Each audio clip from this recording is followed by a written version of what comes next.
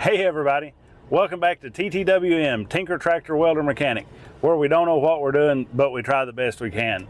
I cannot tell you how excited I am for today and tomorrow. I'm getting ready to fulfill a dream that I've had for over 20 years. Stick around and find out what that is.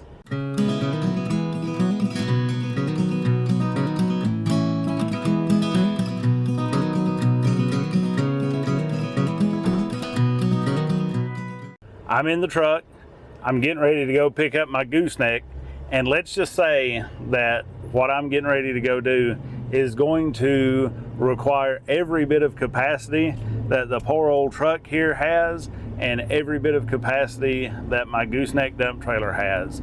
I'm getting ready to drive an hour and a half to my father-in-law's house where I can pick him up, and we'll get up super early in the morning, leave the house probably by 5:30 or 6 o'clock, leave Middle Tennessee, head up into northern Kentucky, and pick up our special surprise. I can't wait. I don't know if it's coming through the camera or not.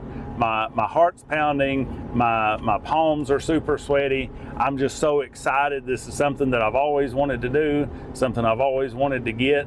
And now, you know, we're just lucky to be in a position to be able to do so. So I just, man, gosh, I'm just so excited. This is going to be awesome. All right, so we're close here to the father-in-law's house now.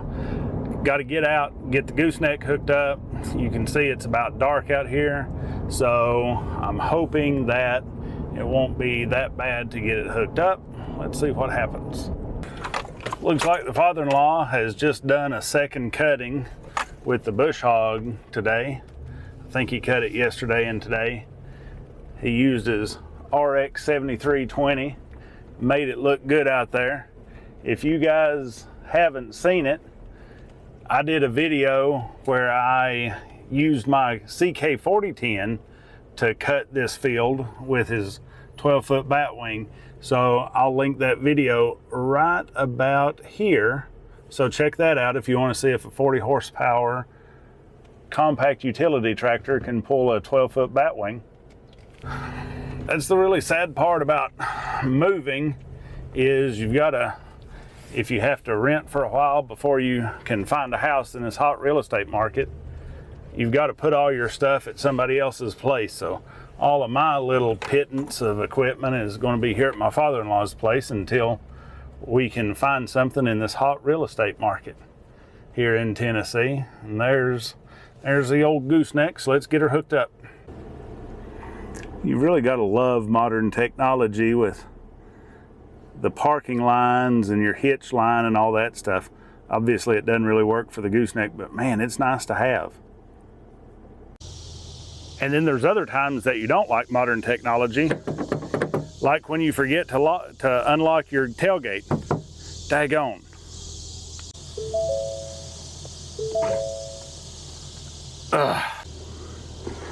Because I've got this short 6-foot bed and an extra large toolbox, I have to use this offset gooseneck adapter. You can see the little circle there is where the gooseneck ball would normally sit, and this sits it back 4 inches. It's a really good setup if you run a short bed, or even if you've got an F-150 or a Tundra that's got the short bed. Definitely look into it. It's from B&W. To make gooseneck hookup, I found this little magnetic ball situation on discount at Tractor Supply one day. It came with 2 in a kit for I think $7, and it does really well.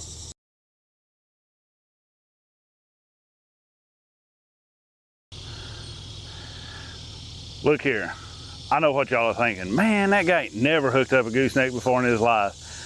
It's never taken me more than 1 or 2 times to get it done. I don't know what was happening. Of course, it's whenever I have to film it, right? Always happens that way. It's 5:30 a.m.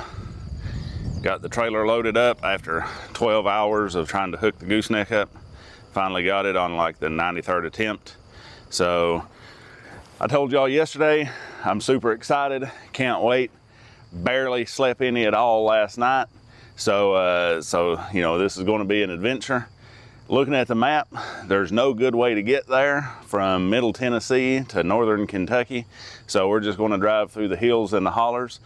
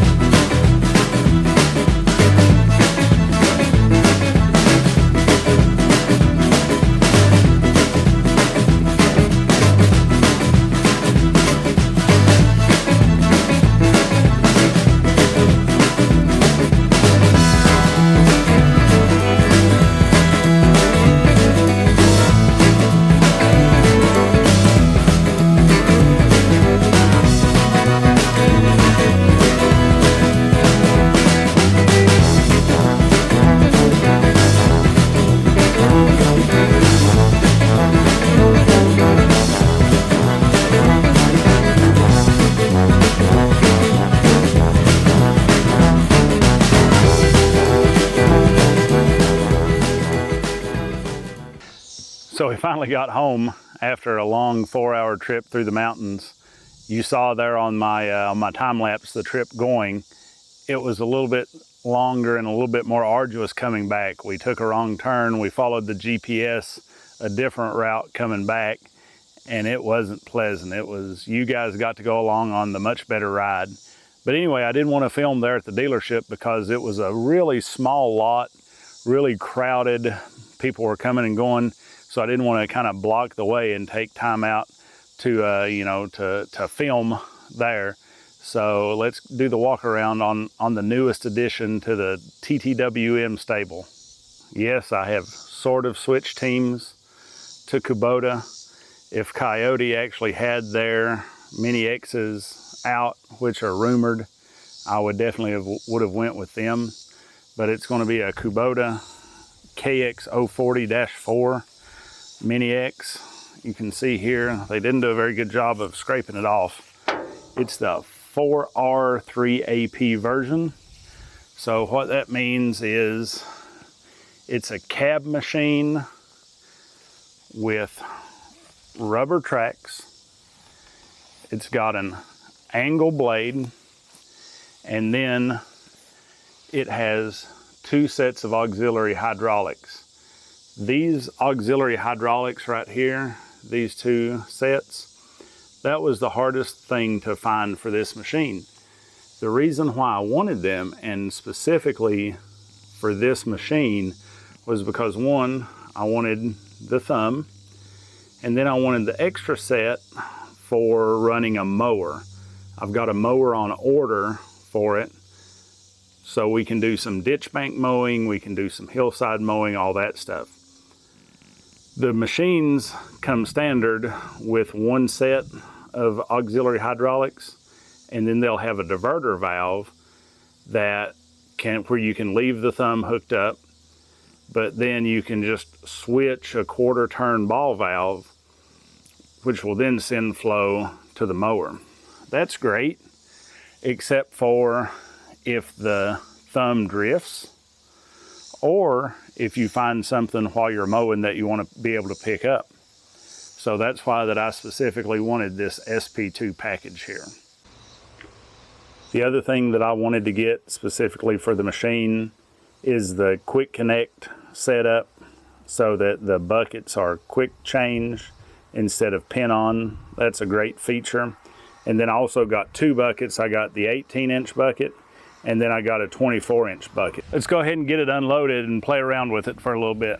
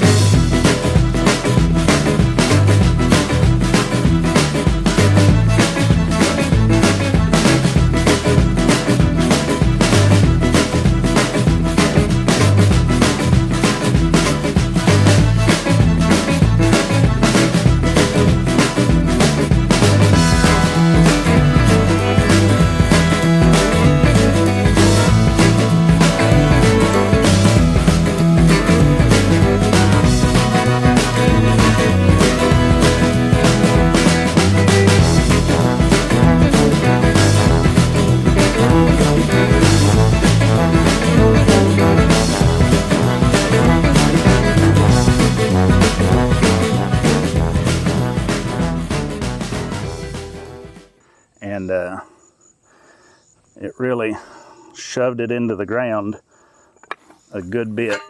Shoved it in at least, what is it, 1/2 inch or 3/4 of an inch.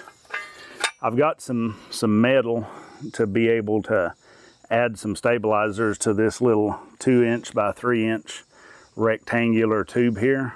So that way my stabilizers will be integrated into the trailer, so we won't have to use these jack stands next time. So that'll be a whole lot better option to load and unload with. Again, it's a KX040-4 mini excavator cab model. The Kubota doesn't have as many options, I guess, as some of the other machines, some of the other brands had like a long stick versus a standard stick. The Kubota didn't have that. This machine had the option for a 6-way blade. I didn't really want that. I had the opportunity to buy a 6-way blade from the same company that I wound up buying this machine from. I didn't really think that I needed it or wanted it, but after playing around with this machine last night, once we got it home, I really found out, yeah, maybe a 6-way blade would come in handy. But of course, all mini excavators have the knuckle boom here like a backhoe. So that's, you know, just extremely handy for either swinging the boom out of your way for vision or to be able to get into tighter spaces. One of the big things that I really like about this machine is it seems like the valve stack, all of the hydraulics are pretty easy to get to service. I mean, at least, you know, cosmetically. One of the main things that I'm going to do, you can see all of the main hydraulic lines are color coded with this tape. And then so are the pilot lines over here. They're all color coded as well. And you can see the color coding on the main lines out here at the boom. So without having a service manual for this, I'm going to go ahead, while everything's still nice and clean, kind of try to figure out exactly what everything goes to, so that way it won't be a challenge later on whenever I have to replace the hoses. Filters, the cooling stack here, air filter. Like I say, seems like that it's all pretty easy to get to. Again, I mean, you know, easy to get to, that's kind of a misnomer in today's world, since everything kind of has to be packed so tightly. But it really is. I mean, we've got the alternator, we've got the oil filter, we've got the fuel filters here, the engine, very small 3-cylinder engine, just very easy to get to. Overflow tank, of course, the DPF, you know, some people hate it. I'm not a fan of it, but I mean, it's the world in which we live. So, you know, you may as well not fight against it. You can see down here, there's the main hydraulic pump. So again, still not terrible to get to. You know, it doesn't seem like that things are going to be that bad to get to if you have to work on it. So I'm pretty excited about it. Hopefully everything will be cool. The next video that we're going to do, I think we're going to just try it around here on a couple little small projects first before we start working it for real. So stick around and check those out. So there you have it. It's the newest addition to the TTWM fleet. It's a little bit different shade of orange. Definitely not, you know, definitely not switching teams from Coyote to Kubota full bore. Still love my Coyote tractor. I don't think you can beat it for value, performance, price, all that stuff. But I'm really super excited to have my Kubota mini excavator. If this is the kind of stuff you like, if you want to see this mini excavator go to work, make sure you subscribe to us. If you want to see other tractor videos, chainsaw videos, outdoor power equipment, doing different mechanic work, welding, all kinds of stuff. I don't know what I'm going to be doing because it's just going to have to be whatever comes up at the time. Make sure you click that subscribe button. Have a great day and thanks for watching.